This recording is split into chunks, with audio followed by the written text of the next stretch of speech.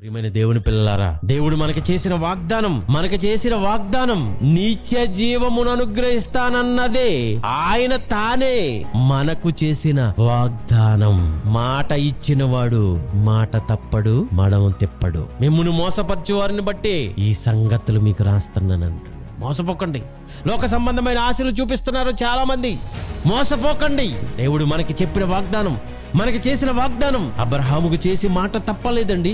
100 సంవత్సరాలైనా అది ఎప్పటికీ మన కళ్ళ ముందు కనపడుతుంది. దావీదుకి ఇచ్చిన వాగ్దానం మాట తప్పలేదండి, వాగ్దానం నెరవేర్చాడండి. మనకిచ్చిన వాగ్దానం తప్పనిసరిగా నెరవేరుస్తాడు. తప్పనిసరిగా ఆ వాగ్దానం మన ముందుంది, మనందరికి ఇచ్చాడు.